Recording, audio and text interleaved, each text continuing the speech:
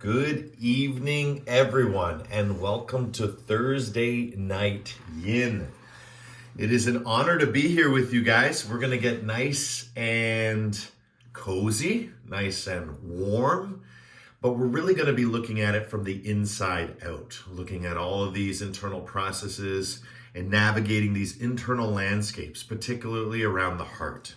So let's begin today, whether we've had a busy or a stressful or a relaxing, right? This is all just the scales, right? There's all sorts of inhibition and excitation that can happen throughout our day. And so what we want to focus on is balance, right? Homeostasis, the Goldilocks syndrome, right? Can we be just right? And that is what we're aiming for. So let's begin today by putting that bolster, whether it's round, whether it's small, right? Whether it's big, right? Doesn't really matter. Or if it's even a bolster at all, right? We could always use a pillow, right? So again, the bolster is just nice because it adds that little extra support, right? And again, a little bit different, much softer than, let's say, a roller, right? A foam roller, so much softer, right? Obviously. So doing things on this, there's some advantages, but for yin, holding for long periods of time can also be very disadvantageous. So let's begin with a beautiful heart opener. Lie back, place the bolster right on the tailbone. And as you lie back, bring the soles of the feet to the floor. So the action looks like that, nice and easy. If you attended core class today, you know also well what this position does for us, right? As we start to reach up. So for right now, let's just relax. Let's just let go. Right? If you did attend the earlier class today, you know, right? All this movement just lends itself so beautifully to the heart and to the back bend. So let's relax here in our heart opener. And as we do this, we're going to start to slowly butterfly our legs open and close. Okay, so nice and easy. Or if you prefer, you can windshield wiper your knees side to side. But let's begin all together. So let's all start with a little windshield wiping the knees side to side and getting into a good way with the breathing. So I'm just going to get myself a little cozy here as we get started. Fantastic. Deep breath in. Deeper breath out.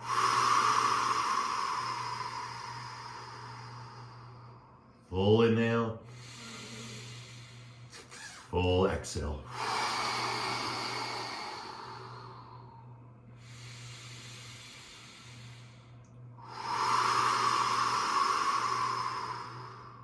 And as you continue to breathe like this, just very gentle movements to the body, left and right. And you may even notice as you breathe here, as your knees slowly move to the right side, you might want to bring your gaze to the left. And as knees go to the left side, slowly bringing that gaze to the right. Just nice and easy, relaxing here on the bolster, fully supported through the heart. Closing your eyes, going inside. And now let's open up those hips on the next exhale. Coming into a cobbler position, so the feet are together, right? Connecting with the feet. And just opening up those hips. Arms are nice and open, right? Out to the side. And now once here, we're really locked in, right? Into ourselves. And so by closing our eyes, we're taking pratyahara, we're taking the inner journey. So we're exploring the inner landscape of the heart, as we discussed earlier. So with each inhalation, receive inspiration. Deep breath in. Right? Hold, feel, and with each exhalation,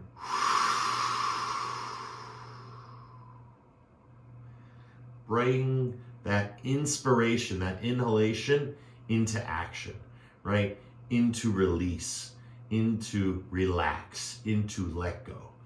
We know when someone's excited or we know when someone is overwhelmed, when their breathing pattern starts to get really erratic and their inhale is very difficult. So it's like, right? Right? It gets very short and quick, much like with crying. So by deep breathing, full inhale,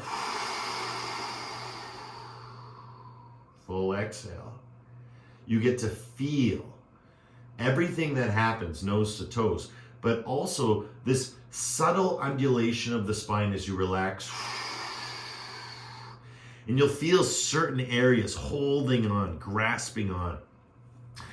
And with each breath in and out, and as I said, you could wind, you can use the butterfly effect with the legs and open it up if it gets too uncomfortable. Let's say you get into an area as you're breathing.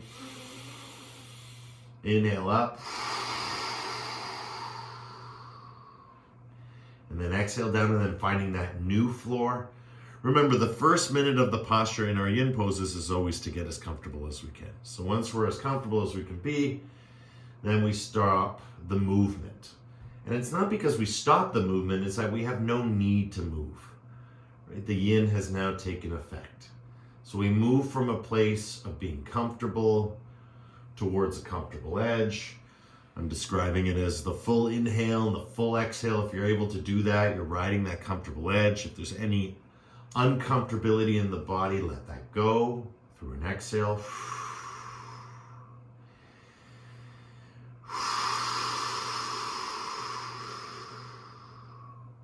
And with each and every breath, you're just going deeper and deeper towards the floor, from the feet to the knees, to the hips, to the back, to the heart, to the neck.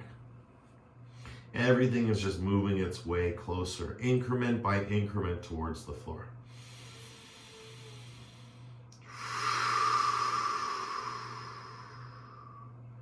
Opening up or draping the spine, and so the body can all relax. All the muscles, all the tension can relax to either side of the midline, left and right. And that's why I said you may feel like you want to relax your head left and right, or breathe a few times, bring your knees together and then apart, just to help you get to that comfortable edge. And what is that comfortable edge? Well, when you can hold the posture and just breathe, that's the beginning.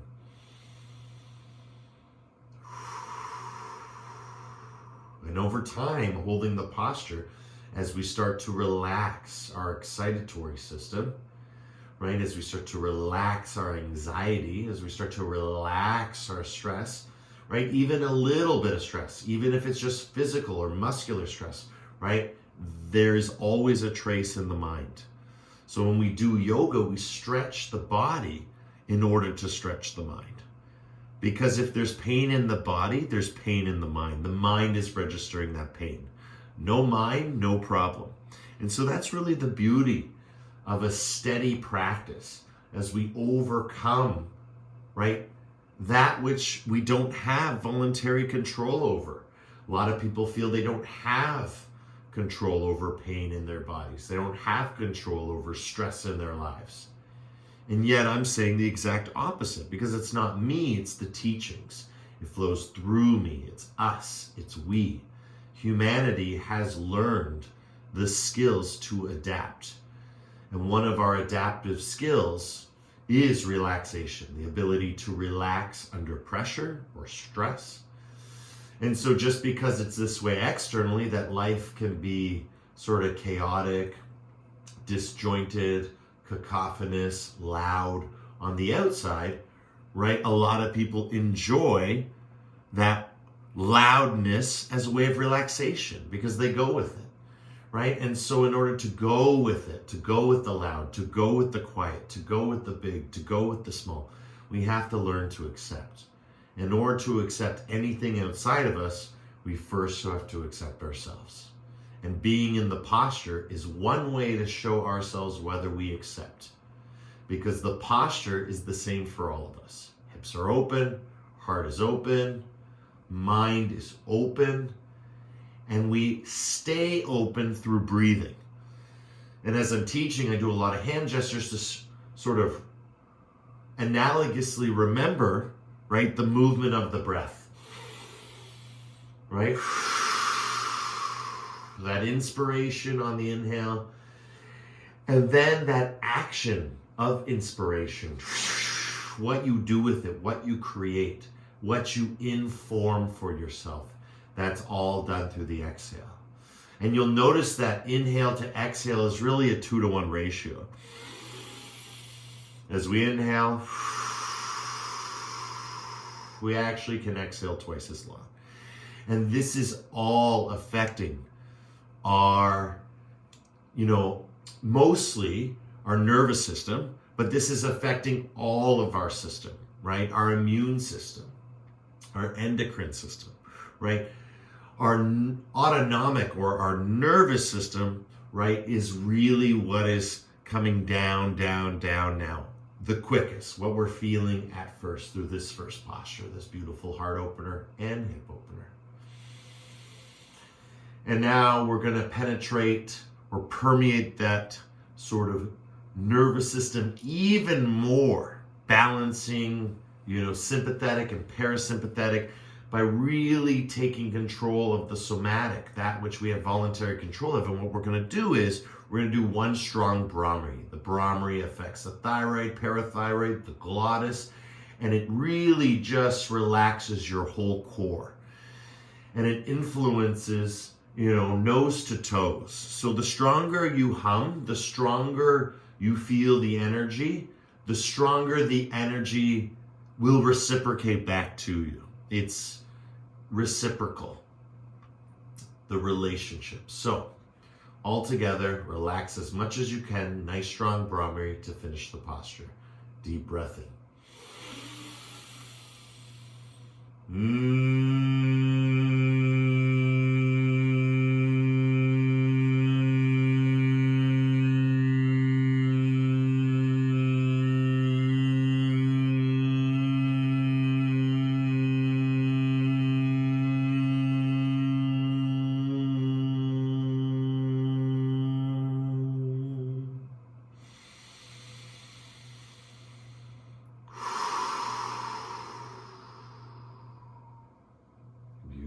Guys, slowly relaxing the head side to side, bring the soles of the feet to the floor, and just spend a whole minute just relaxing side to side. Take your time, nice and easy. Let it flow, let it go left to right. 10 deep breaths.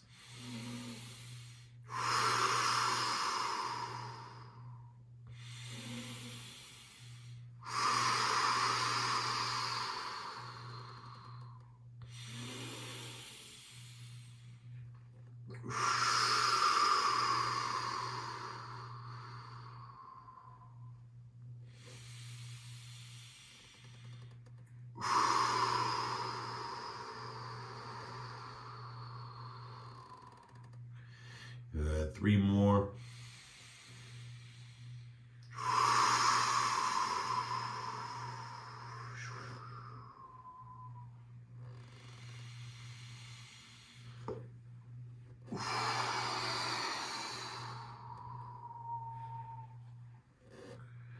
Good. And 1. Beautiful work, guys. What a wonderful way to start our yin, or to be introduced to it. Very passive, very relaxed. And again, allowing gravity flow through us. Our next posture is going to be a little bit harder, a little bit stronger, but I want you to remember the feeling you just had, because really we want to get back to that state. We want to move through comfort, comfortable edge into relaxation. Relaxation being really the last tangible word we can use before we experience the yin, which is really just a personal experience. It's a phenomena, much like sleep, it just happens. Good. All right, so slowly coming up. Take that bolster away. Let's flip around. Let's come into a tabletop position. And the first thing we're going to do in our tabletop position, nice and warm now. That was good. Long heart opener. Good. And now that we're nice and warm, let's just start to move the spine up and down. Just moving it up and down, nice and easy. Right, tabletop is not our next posture, but it's going to be the transitionary posture between the next two. So I just want to undulate the spine a little bit, get a few cat-cow, especially for those who have had long days, right? Long, stressful days, right? Really important to help relax, let go. Remember, it's not, the power of the movement is not in how fast you go, right? But the range of motion that you progress through each and every practice. So again, my cat-cow is not the same as a year ago. What's important is that it's moving in the direction that I laughed at in my last practice, which was earlier today. And so this undulation of the spine should feel good. If it doesn't, then it's up to me to focus, isolate, and figure out where that sensation is, and through the postures, particularly through the yin, the experience of yin through these postures, we help to relax, let go, and create permanent, lasting strength and change. Good. So if you already are feeling it through the wrists, right away you're going to push down into child's pose, hips to heels, make sure the toes are uncurled, stretch the arms out. If you have shoulder issues, you can always bring your arms behind you. So that's stage one. Okay, stage two is a posture known as rabbit. Bringing the knees together, right? Sitting in Vajrasana, right? Or just kneeling position, Zazen, right? Allow yourself to bring your forehead towards your knees. So it goes like this. So it's like child's pose, just a little different. So this is a very passive child's pose, right? Just demonstrated you could do it like this, with the legs out. But now with rabbit, what we want to do is bring the forehead to the knees and then very lightly with the floor, have your head on the floor. Walk your knees towards your forehead and stretch your back up. So do this a few times. Lift your hips. Lift your hips and roll towards the crown of the head. Again, you can have some pressure at the crown of the head. Just keep it light. Right? It's not like headstand pressure. Right? It's nice and light. And what you want to feel is that lumbar back opening up. So you want to curl as much as you can. If you don't know what I'm talking about, just put your forehead to the floor, look to the camera, and just use your fist to punch the back of your kidneys. Right? And just so it's all this area. Okay? So grabbing hold the heels. If you feel like it, you can curl your toes to help kind of stretch a little bit more. Again, your forehead doesn't have to touch your knees. It can be close. But the closer the forehead is to the knees, the more you're going to feel the curve. Again, if this is too hard, go into child's pose. So it's very hard to teach and breathe in this posture, so I'm just going to teach. So I'm just going to move my head a little bit out and talk. But ultimately, getting a nice stretch through. If I was doing it for real, I'd be all the way in it, kind of looking toward my neck. My eyes would be gazing up, even past my belly button, more upward. Imagining like headstand. And like a headstand, you're getting that beautiful stretch in the back body and opening up. For a lot of you, this might be new. It's a beautiful posture. Always good to dust it off. Right? Remember what we must not forget. There's infinite variations, infinite forms. Once we master one posture, right, it's just the beginning of mastering another. And we never really truly master a posture. It's like perfection, right? We're always perfecting, right? Never accept ourselves as perfect, right? But always perfecting. Because we want to be free of the perceiver, that which perceives perfection. That has to go away, right? The awareness of the perceiver is what we need in these postures. Very important. Right? As you breathe, you're watching yourself breathing all the way in, all the way out.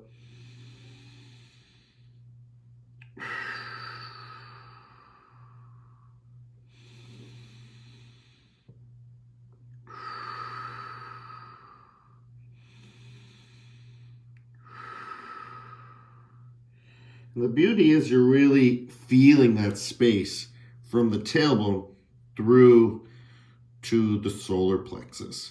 So everything down that line really getting stretched. And again, pushing as far forward as you can, almost as if you're going into headstand, as we said earlier, and lifting that tailbone up. Remembering at any time, if this is too much, to go to child's pose. Good. 10, 9, really push that belly button towards the spine. 8, 7, 6, 5, 4, 3, 2, and 1. Good, guys. Slowly coming out. Nice and easy. I would return back to cat-cow, but completely up to you how you want to spend the next minute. I just find, just like in headstand, you get a lot of blood rushing to the brain. It's a really strong sensation that occurs when you can come out of rabbit. So just doing some cat-cows can feel really good, right? As we increase circulation through respiration, we also increase through movement, right? So circulation is being confounded by 2 variables, right? The first is movement, and the second is breathing, which in itself is just another movement. Good, guys. We're gonna relax a little bit further, but this time on our backs. Okay, so swing the legs out in front, drop down behind you, lie down on the ground, bring your knees into your chest, and reach on through. This is known as stirrup, right? So we have that beautiful position. Start here, get nice and comfortable, feel what it's like. If your neck in any way is uncomfortable, right, you can always use your support and bring it behind your head. Feels nice. Remember, it's all about being comfortable. That's what the first minute's all about. That's why we don't go right into happy baby right away. First minute, just get your spine on the ground, relax, relax your head, relax your heart or your chest, right? Relax your hips, relax your toes, right? If there's any tension, you'll know it's in your toes, right? Stick out your tongue, lion's breath. Great way to also check for tension.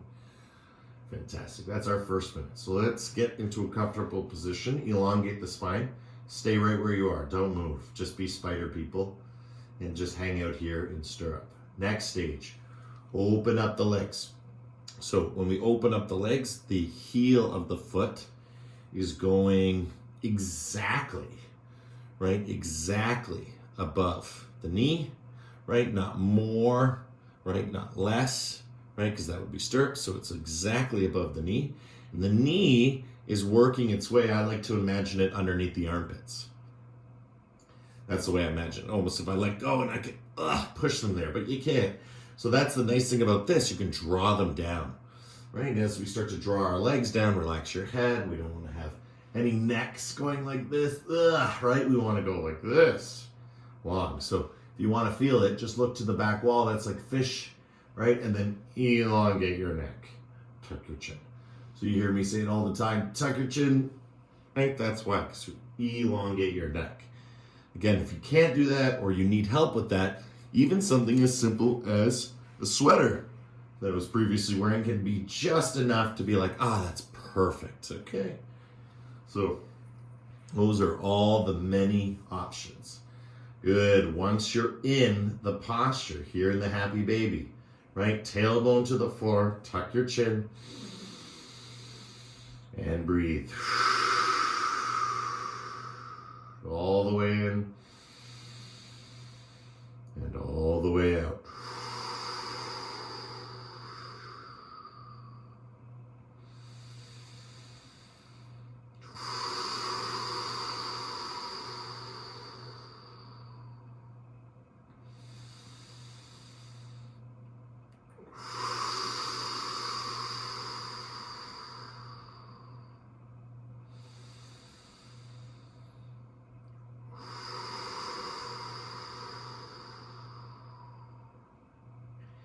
And as you breathe nice and long and peacefully, you might notice that the breath may become shorter and sweeter. That's natural and normal, and is good when that happens without your volition. You don't do anything. You just keep breathing deeply, and then all of a sudden you forget about breathing deeply because the breath, the pranayama, becomes natural. And it starts to go from this long, deep, peaceful, sort of ratio-like breathing where you're breathing in and then exhaling twice as long. All of that starts to take effect. And psychologically, you start to change. You start to become more relaxed. You start to feel the physiological effects. Right? And that's what's happening in our bodies. Right? We might feel some shaking or some tremoring. Right? This is what we call the sacred tremor in Kundalini yoga. It does come out from time to time, especially in yin class, because we're enduring and holding for so long. And so the connective tissue, the nerves, right, the muscles, everything is being worked here. That's why we call it a practice. We're practicing ourselves. What is ourselves? Everything. Eyes, nose, ears, mouth, right, senses, sensation, right, the physical, the emotional, right, how that affects our behavior, moving forward beyond the practice, right? That's why we call it yoga. Non-separate, unified, right? Singular, whole, right? That is the idea. That you can have many things, and that we've simplified it down to this amongst us in the YTT program, teaching them what is non-separation or what is non-dual philosophy. And it's as simple as this for a mathematical mind. 1 + 1 always equals 2. But 1 + 1 equals 2 in oneness. So the state of separation grew out or came out of non-separation. The Big Bang happened, right? Moved forward into the universe, expanding the universe from stillness. And that is why in the yin, right, we're seeking that dynamic stillness, that ability to let gravity flow through us. The gravity's flowing through us because of the mass of the planet, the mass of the sun, the gravity between the two, and that's what we're feeling. We're feeling the sun, even though it's nighttime. Right? The presence of the sun is gravity, not just light. Gravity is actually more present, just less seen.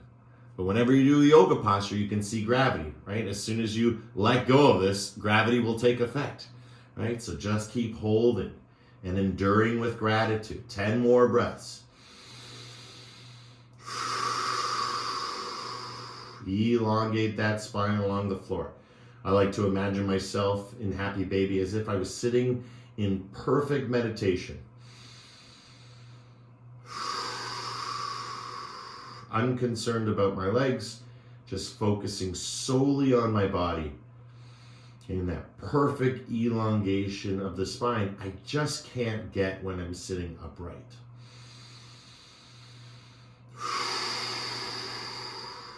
Because again, I don't have gravity passing through me this way. I have gravity passing through me from the top down to the spine, to the tailbone, not across through each and every point, through each and every chakra, right? It's beautiful.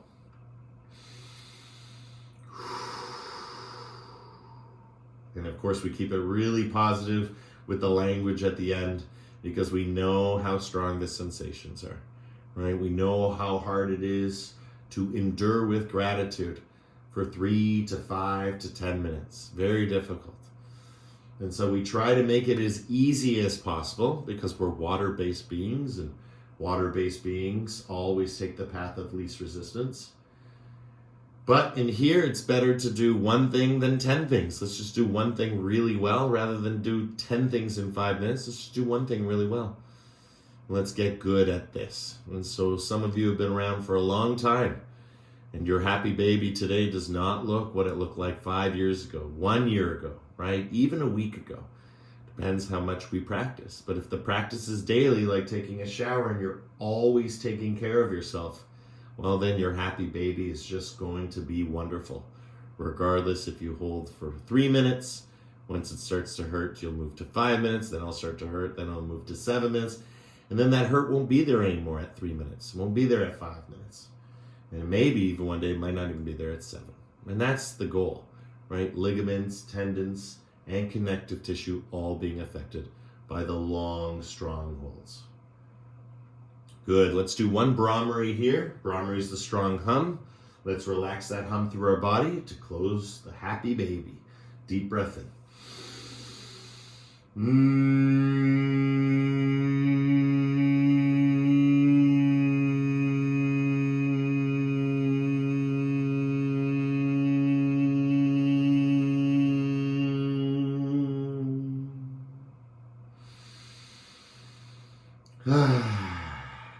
Wow, really got some strong energy there at the end, as I'm sure you did as well. Slowly, slowly bring your soles, the feet to the floor. No rush. And again, spend a minute doing whatever you like. I just like to stay put and just do gentle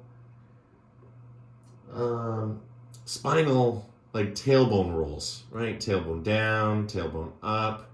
Just being able to help all that elongation along the way, because especially when you pull like that, you can really start to feel some of those muscles, especially in the lumbar spine, the back part of the spine pulling. So just literally some spinal tilts with the tailbone tilts. Oh, feel all the better.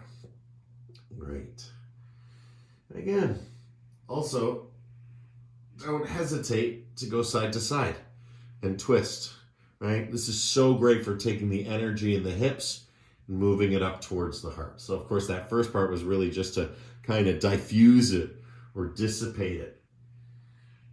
And in the next stage, we're diluting it even further by going up and up towards the heart center. Drawing the knees left and right and letting it go.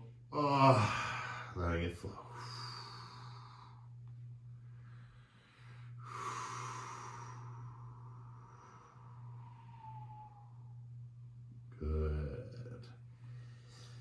Awesome, fantastic. We're nice and grounded now, so the energy is very, very good inside of ourselves. You want to protect and preserve this energy as you keep flowing through your postures.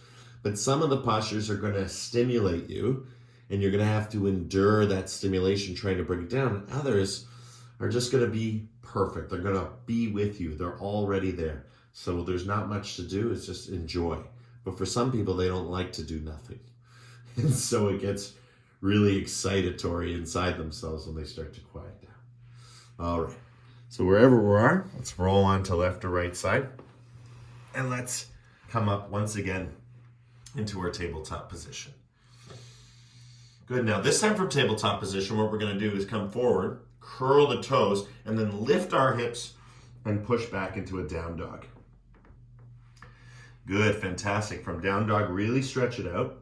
If there's any issues with down dog, remember, right? There's always the ability to modify. And how would we modify our down dog? Right? Very simply, right? Obviously, there's issues in the wrist. Well, you might not be able to see, but I have a table here, right, where I'm resting my computer on, and then I just rest.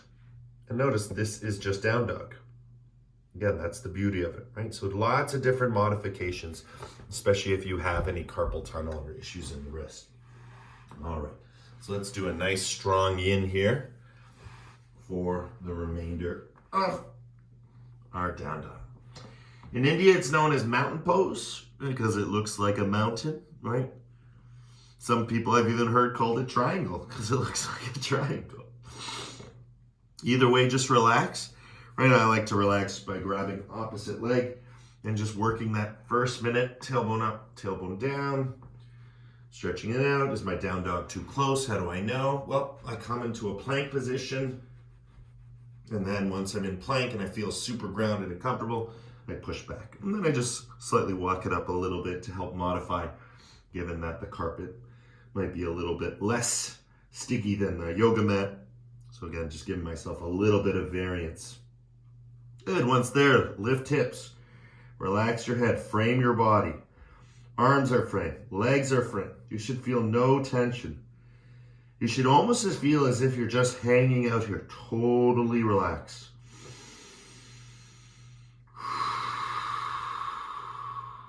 Right, if it gets too much, right, you gotta make the proper adjustment.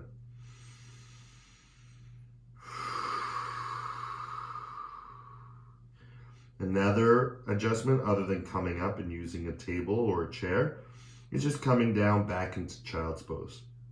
So maybe you did rabbit on the first round, maybe this is too difficult, and now you're going into child's pose. Or maybe, you didn't get a chance to do rabbit, and so maybe you'll try it now in between, your child's pose again, you'll do maybe a couple rounds of rolling it forward into rabbit. That can work too. But if you're in your mountain pose, very rare yin posture, but again, very yin, I'm very relaxed here. Would love to do a mountain challenge one day or a down dog challenge, right? How long can you endure? How long can you hold this frame? Legs straight, arms straight, and just hold this strong structure. Especially with the breath, super powerful. And again, you might not see it on the camera, but there is a slight shake in the body. That's okay. That's the sacred tremor, right? That's your nervous system talking back to you, right? Listen to it. Move around. Don't think yin means do nothing. As Shakespeare said, nothing comes from nothing. Therefore, there is no such thing as nothing, right? Everything is something. And that's why we say everything is consciousness. Because if there is nothing, then this no thing is what we call consciousness. It is the concept of no thing. How can you have no thing? The universe doesn't understand this. We don't understand this. There's always a thing. How can there be no thing? Non-existence. It doesn't make sense to our world. And so what we want to think about is not what doesn't, but what does. And what does right now is being able to endure with gratitude.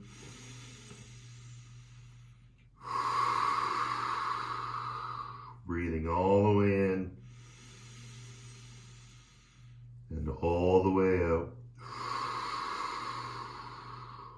Focusing on your awareness, where you are right now in this moment. Endure with gratitude.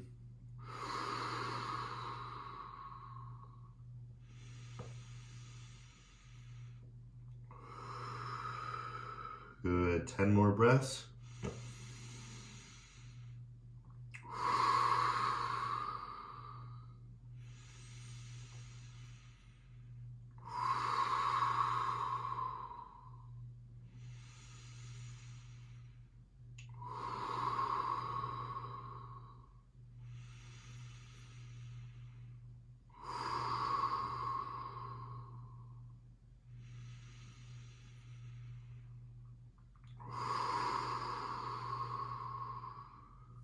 Good. 5, 4, 3, 2, 1. Brahmari to clear. Deep breath in.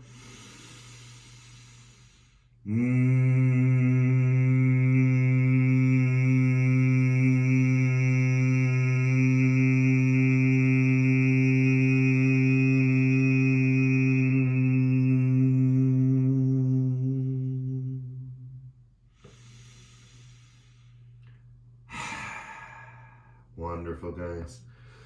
Taking a full minute to move around any way you want. Again, I'm just going to return to cat-cow because not only is it convenient, it also feels really good. But again, it might also feel really good just to lie all the way down on the ground, right? That was, for some really difficult. So that's our progression. That's where we grow. Again, all the postures in the yin need to be taken with the same consciousness, the same attitude, the same experience, right? Ease. Remember, they're not easy. But there's an ease to all of them, even the really hard ones, right? You just don't have to go all the way. If someone said to me, do a headstand, I would just do rabbit, right? That's where I'm at. That feels good, right? And again, we just did down dog. If that didn't feel right, you could modify it with a chair or with a table, right? Or even with a wall, right? Again, I'm just going into Sphinx. I'm just going to roll around another 30 more seconds. Just enjoy your time to relax and restore and reconnect.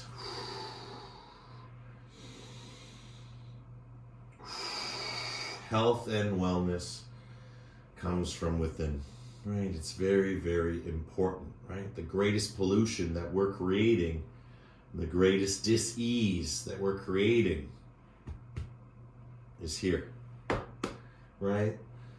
Physically, not taking care of ourselves, emotionally, not taking care of ourselves, and mentally, not taking care of ourselves. So in yoga, we call them granthis, and we work at untying them like knots. And each posture is like your fingers working across a knot to get it untied. Right? And that's why the language of liberation is there, because when Alexander the Great was faced with the Gordian knot, you just cut it. The easiest way to get rid of something is just to cut it out. And we hear that all the time in self-help books, right? Or in Buddhist teachings of non-attachment, right? Even in yoga teachings as well. But again, in yoga, it's neither craving nor aversion, right? It's neither attachment nor detachment, right? And again, it is in a sense non-attachment, but in the yoga sense, I would say, the only attachment that we're concerned of here is to ourselves. And that's not something we want to sever unless we're meditating, right? Unless we fall asleep. That's when we want to sever that connection, right? And we have that power over ourselves to do that. And so that's what the training is. How much power, control can you have over that which you don't control, which you don't have power over, that which is involuntary? Good. Slowly, slowly coming back up. Good. Once up. Windshield wiper the knees side to side. I'll just fix the camera real quick. Good. And let's roll onto left or right side, whichever we're in, back in our tabletop position. Bring that bolster a little bit closer to you. I'm going to go up a little bit higher here. Good. And then what we're going to do is just place our knees on the bolster so we can relax. Again, hips forward. Again, the camera's going to cut me out of the frame here. That's okay. I'll just pull back a little bit more. Good. So on the thing, hips forward, hips forward. This is known as Camel. And again, starting really slow. It's one of the deepest back bends, very powerful for our body. And just start looking up, right? That's the first stage. Start looking up. Second stage, bring your arms behind you and just let your arms dangle. A lot of people don't like doing this. I love it. This is how I learned how to do it. Because again, don't want to push your way in, don't want to force your way in, right? Want to be invited by your body to do this back bend, right? So it's nice and easy. As you notice, all I'm focusing on is on that tailbone, right? You got to get that tailbone. You can't do this if your tailbone's back. Tailbone's got to be forward. Once the tailbone is forward, as you can see, that tailbone is all the way forward. Relax back. See? So now I'm relaxing back. Notice I haven't done anything with my hands, not grabbing my feet, nothing like that, just relaxing back. The next stage would be to clasp your hands or seatbelt your grip. Right? Seatbelt, clasp hands, whichever you prefer. And then stretch back even more. So this is going to help you. See through the rolling of the shoulders. Clasp your hands, rolling of the shoulders. Opens your heart. Opens your heart. Good. Now, that's pretty much going to be it for most of us. This feels great. So today, we're all going to take Camel like this today. We're not going to go to the full version. But if you are there and you want to see it, feel free to reach back, grab those heels, right? Make sure the toes are on the floor and do this. But really, it's ultimately the same thing. Okay? So again, push hips forward, hips in line with your knees, relax your head back, and breathe.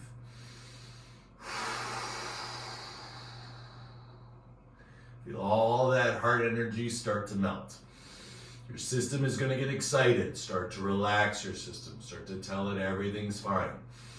Breathe, right? Convince yourself of this story. Liberation is all about letting go, right? It's like a kettle boiling, right? We want to boil all the water out of the kettle. And then that way, once all the water is out of the kettle, then we can refill the kettle. Until then, we gotta wait. And we just gotta apply that heat. And that's all we're doing. One day, you're gonna end up all the way on the floor. Maybe, right? One day you may touch your heels, maybe. Maybe one day you'll get to your hands, maybe, right? What is certain is that if you keep doing it, you're gonna arrive at the place that is your comfortable edge. I'm at it right now, and I'm still able to talk and smile and breathe. But if you look closely, I am sweating. I am definitely feeling this.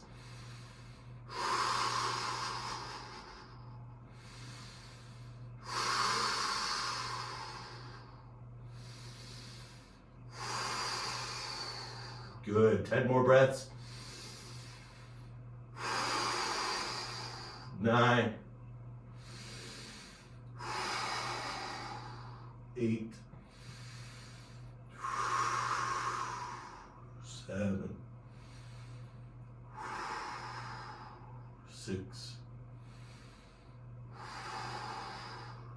5. 4. 3. 2.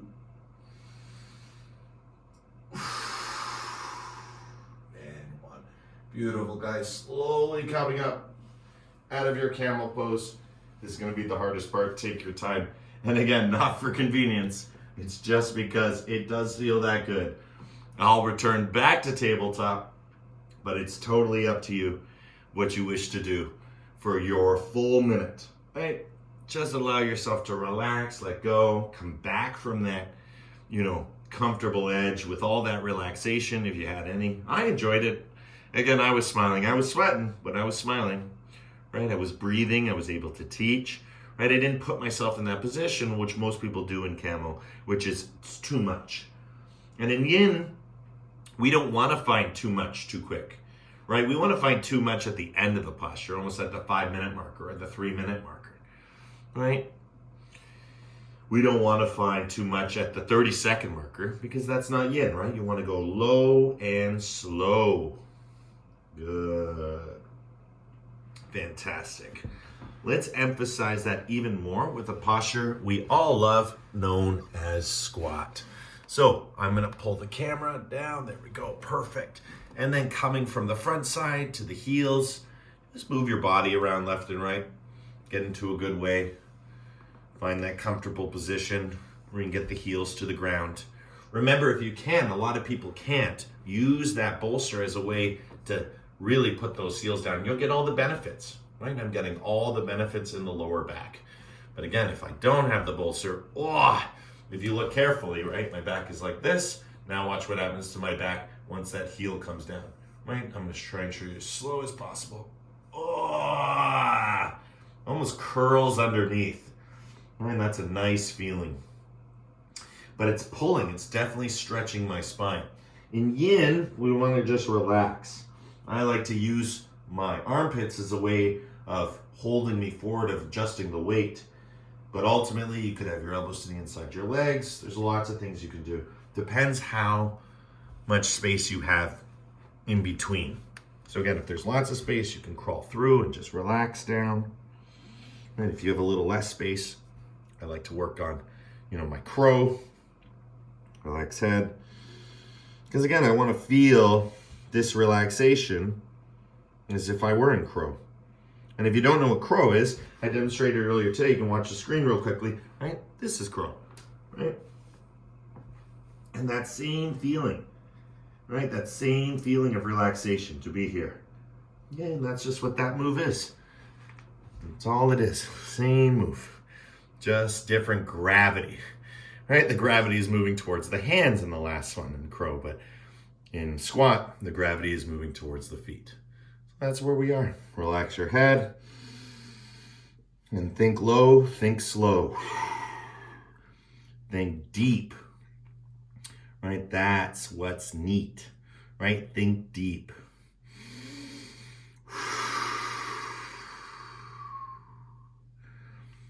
Right? A lot of people don't really find like sitting doing nothing, right, interesting, right? They find it boring. Of course, right? It's only boring if you think you're doing nothing. If you know what's going on, you know, you are the miracle of life. I am the miracle of life. There's more mystery than there is matter. So when we can just sit and be in or with ourselves, it's the most interesting thing in the world. Especially if you're doing yoga practice, it's like the 4th of July. It's like fireworks city, right? It's a practice. It's a beautiful, beautiful, beautiful expression of who and what you're made of, right? Guts, right? Grit, strength, stability, flexibility, elasticity, courage, all of these beautiful qualities. But the most beautiful for the yin that I find is the gratitude, right? Oh, my ankle hurts. I'm glad I have an ankle that can hurt. I know this one person who doesn't have an ankle, right? It's as easy as that. You can convince yourself of anything. Ah, this hurts. Oh, I know someone who has, you know, this, but worse. Wow, how lucky am I to only have this as my problem, right? You know what the person reminds? The person who can't walk reminds the person who can walk. But the person that can't walk is reminded by the person that not only cannot walk, but also can't talk. And so, you know, as the suffering progresses, so too does the inventory for that awakening to that suffering. That's the way Uncle Jeff taught me, right? We want to awaken to our suffering by taking inventory. Inventory being what is greater suffering, what is lesser suffering, and being aware. And then through that awareness, the awakening occurs from the gratitude. How lucky are we to be able to suffer, right? Because what is the suffering that we're enduring right now, right? It's for our benefit. It's for our health and well-being. And so it isn't really suffering at all. So we transform it. And so we start to see the truth of things, of all things, if we apply this formula of awareness, of inventory, of greater or lesser suffering than our own, right? Because there's always greater suffering, there's always lesser suffering, right? Until there's death, and then that's the ultimate, right? There's no coming back from that.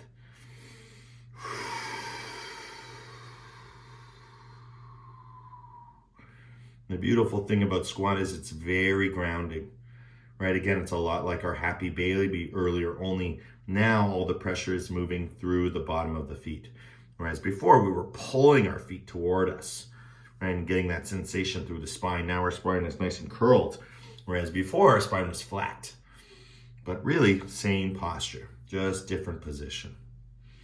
Good. Let's do 10 more breaths.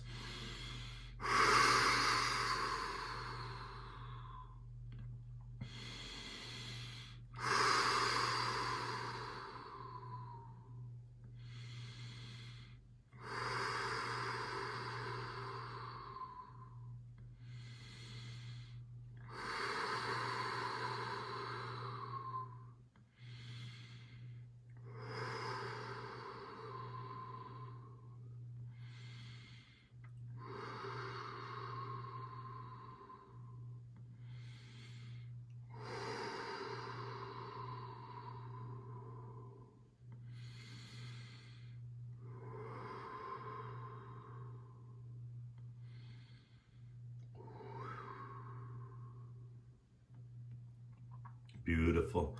Let's do one Brahmari to close. Deep breath in.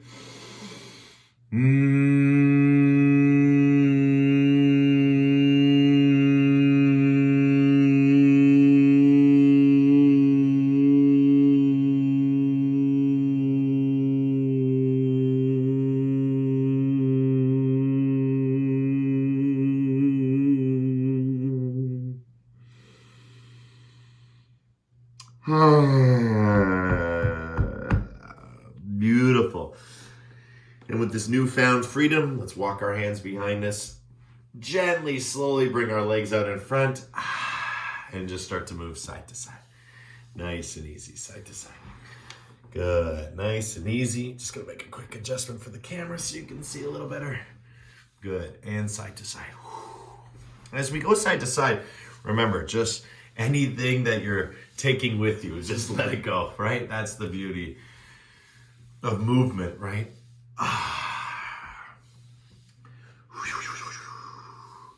Left and right, left and right, left and right. Nice and easy.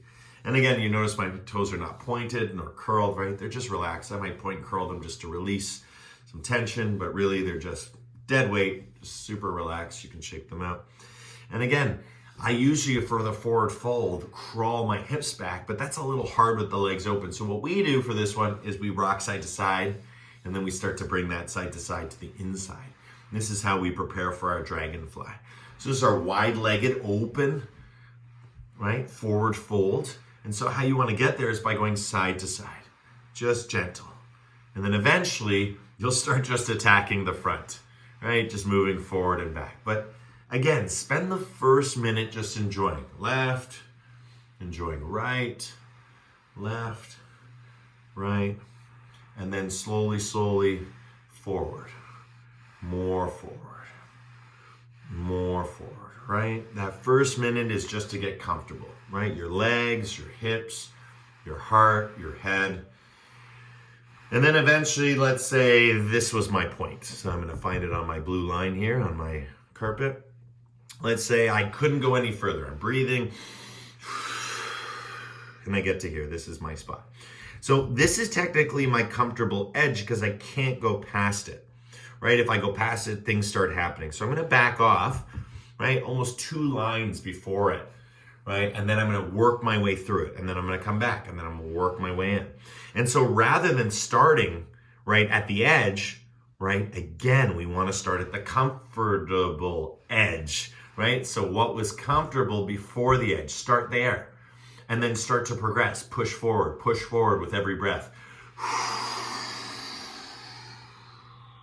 That's one breath.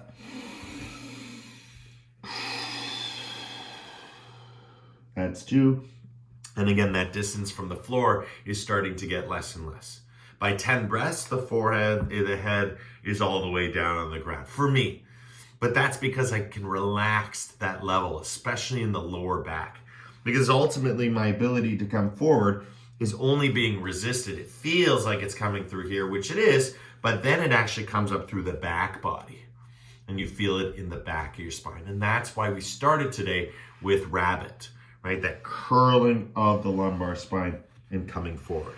So if you had good rabbit today, you're going to have good dragonfly, right? There, every posture we've done today has played into one another.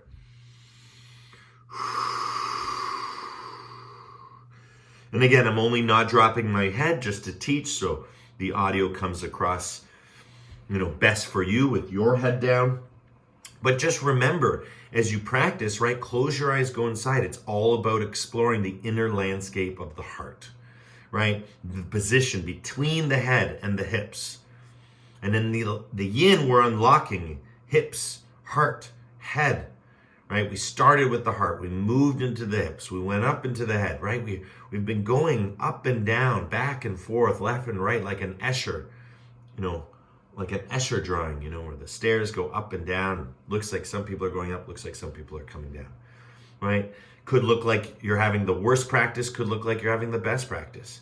It doesn't matter what it looks like on the outside. On the inside, how does it feel? And on the inside, the sensation should move you from comfort to comfortable edge. That's where that shaking may happen. That's where lots can happen on that edge, right? You might feel like sweat, right? Your body might start to heat up. Your tapas, your inner fire is increasing, right? Whatever the phenomena, right? Calm, cool, collected, right? That's what the yin is, right? You're doing this posture and increment by increment, moment by moment, progressing deeper and deeper Not towards the floor. Sure, physically that's happening, but into yourself, into your body, massaging your organs, awakening your entire muscular skeletal system. Ligaments and tendons are being deeply worked here. As it was taught to me, it takes 3 minutes minimum to get to the connective tissue. Right? And the connective tissue is all that beautiful, natural saran wrap the body makes to wrap every single muscle fiber and then every single muscle within the body. It's like packaging that would even make, the greatest packaging company, envious, right? We have so much packaging inside of us, it's incredible, but it's all natural and it all functions for the same purpose, for cleanliness, for separation, for function, right? But it's all part of one being, right? The wholeness, right? So although the connective tissue separates, it's all connected through you. So it separates everything, but through this practice, it also shows you that everything is one cohesive, system. And in this cohesive system, there is separation. And all that separation is based off of a singular self, one person per body, right? One person per, one person per soul, is the feeling here, right? The spirit of not just one person, but meaning like in that oneness, right? So that one person, never alone, never aloof in that oneness, right? It's like the one wave that rises from the sea, right? The typhoon it will go back to the sea, right? Everything goes back to where it came because it never truly left, right? It never truly left. Only the appearance that it left. Good. We're going to do one strong Brahmari. Break through the appearance of what's left you, what you've lost, what you've let go of. Brahmari. Heal, solidify, become whole. Deep breath in.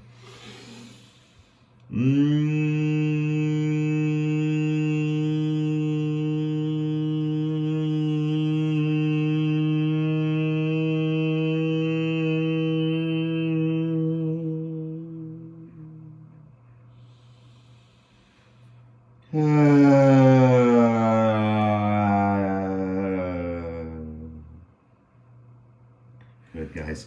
And slowly coming up and right away into your Shavasana. Soles of the feet to the floor.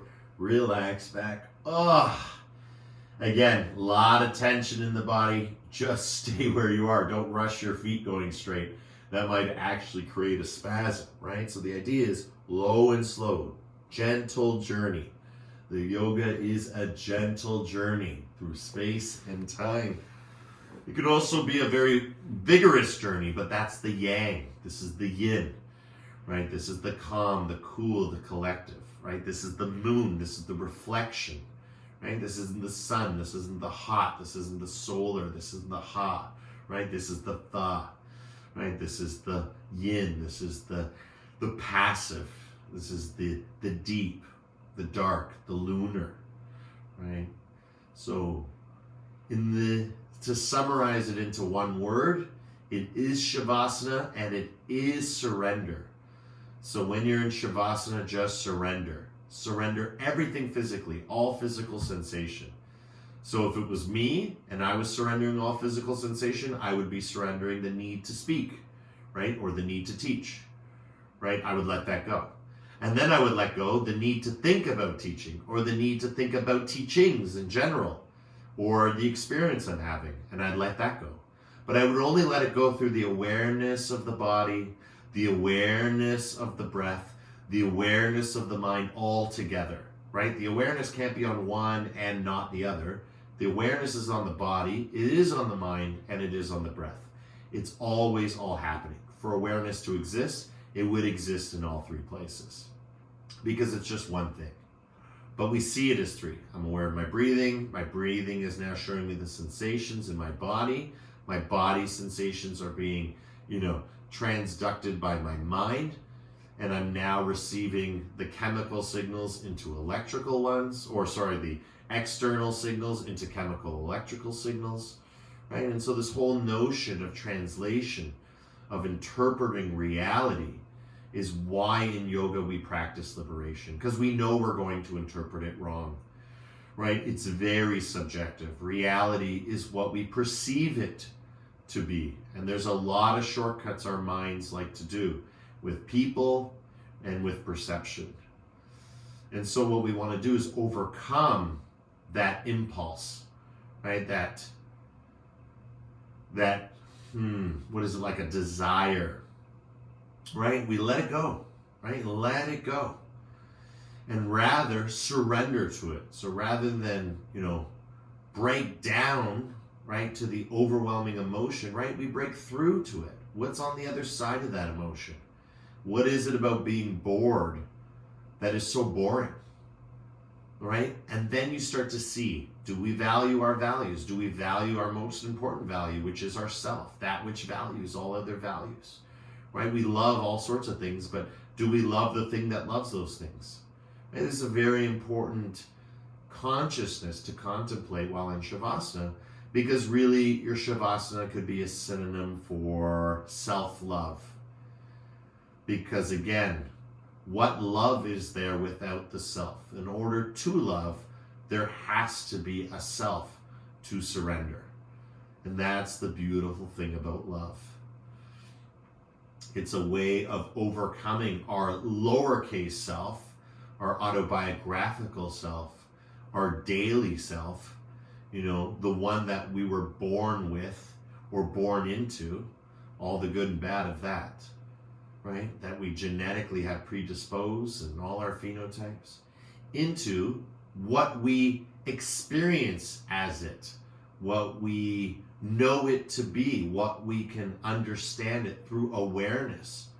And again, there's that awakened inventory of gratitude, right? That gift that keeps coming to us that says, what is there possibly to be bored about? We're safe, we're healthy, we're practicing.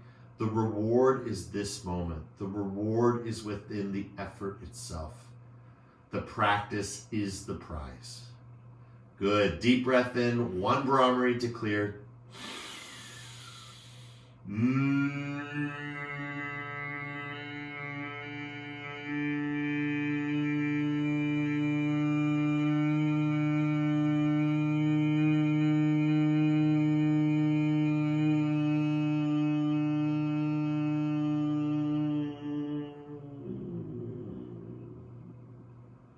Deep breath in.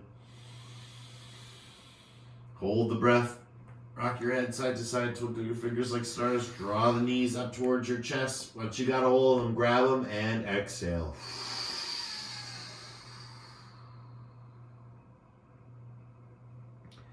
Good. Rolling onto left or right side. Slowly, gently come up to a comfortable seated position. Ankles underneath the knees or heels toward the tailbone, whichever you prefer. Just remember, relax, right? That's the key word. Because relax is how we can experience our being. All that stuff I was speaking about today was all that human element of ourselves. Thoughts, feelings, emotions. We share it with other animals too, but it's very much the human element to ourselves. The being element to ourselves is free of that, right? We are human being, right? But the tree is also a being, right? This sweater, it is being. It is being a sweater. And by it, falling apart is how the sweater is. And so it's the same with ourselves, right? In a very simplistic way. Just close your eyes, go inside, and be human, right? So what are you doing? You're being human, being in the struggle, right? It's a struggle. It's not suffering, right? It can be suffering, but through awareness, you can transform the suffering, which could have been any yoga practice, any yoga posture that we've done in the past. Yes, it is hard. Yes, it is difficult, but we have to experience it with ease, right? It's not supposed to be easy, right? It's a beginning practice, meaning we are forever beginning. Even though I've been doing this for 15 years, I am beginning, right? I'm always beginning. And technically, in that way, we are all beginners because we always have to start again until we never leave the practice, because the practice has become our lifestyle, and that lifestyle has now become our whole lives.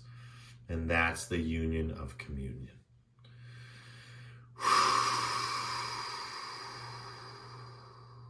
Beautiful. Let's bring our hands together, create some energy in those palms, draw it up over your head and back down over your heart. Up and down.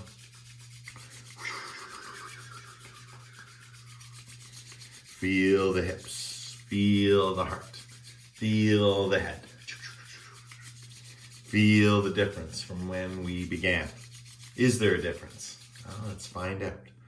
Right. Open up those palms and feel the space.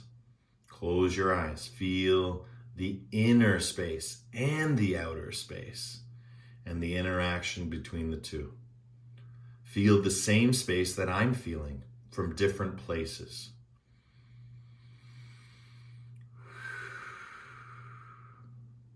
Distance healing, right, begins with right now healing yourself. There's no way to send this energy outward to others unless we can first receive it for ourselves. If we're not worthy to receive it, why should or would another person be able? And so we get really good at doing for others the way we would want them to do to us. But we never actually treat others the way we treat ourselves. We actually treat them better or worse. But knowing who's in the room today, right, definitely better. Each of you give more than you receive. And so that's why it's so important right now to receive more than you give. Because that is the only way you can keep giving more than you receive. Is that in this moment, you receive more than you give. And that will keep you balanced. With that, let's chant one mantra Om as we close the practice and clear this beautiful energy between our palms by slowly bringing them together to Namaskar Mudra. Deep breath in.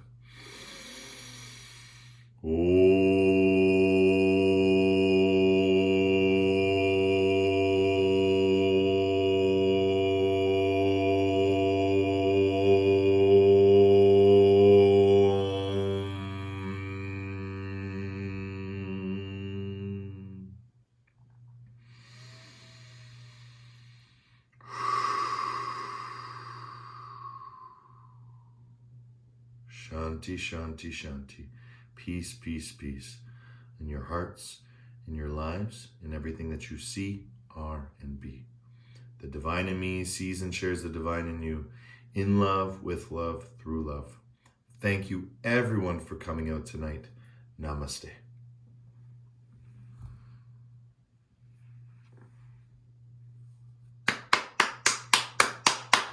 Yay, everyone.